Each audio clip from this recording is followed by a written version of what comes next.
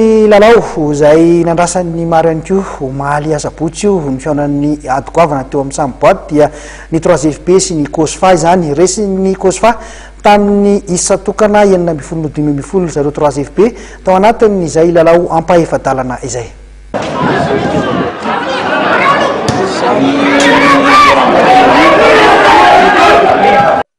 Lavon'ny COSFA tamin'ny elanelina isa-tokana mokafohy 7 ny 3FP nandritra ny lalao ampahefadalana amin'ny fiadinany tompony amboarana Analamanga taranja bola lavalava omaly tolakandro teny amin'ny kianja Maki.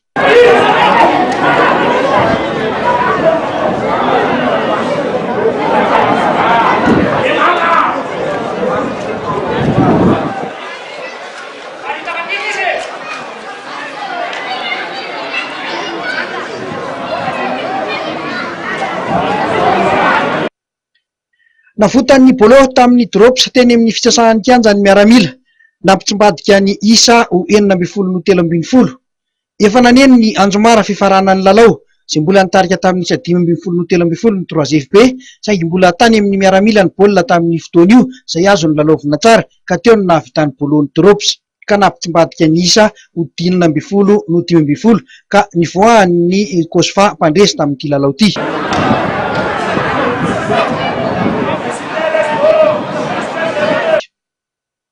Raha nendry lalao tamin'ny ankapobeny dia nanindry mafy ny 3FP teo amin'ny fizara-potoana voalohany izay nahatonga baolina nentanina tamin'ny alalan'ny Julio 5 ny isan'ny tsarahana teny amin'ny solaitra be ka tamin'izay fizara-potoana voalohany izay nitarihany zareo 3FP.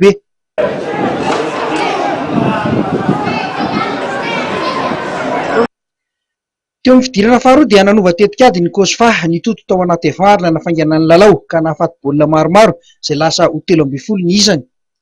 15 no 13 ny isa teo izay tany amin'ny 10 minitra ilalaovana sisa.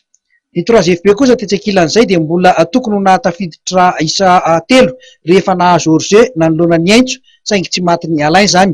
Nivadika tany amin'ny miaramila ny vintana tamin'ny segondra farany io ka nahavitany bolo an'ilay drops izay nibatany izy ireo ny fandresena 7 no 5 ny hafaran'ny isa teny amin'ny solaitra be tafiditra amin'ny dingany manasa-dalana ny miaramila.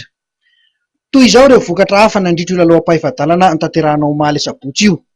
Ny USA-nakady fotsy nandresy ny URC tamin'ny isa 7 ny Savoniera Tropical nandresy ny Zestiana Monina tamin'ny isa 17 ny Tiopa nandresy ny Stade Olympique de Lemirna 7 ary 3FP dia niondrika nanoloana ny COSFA 7 no 5.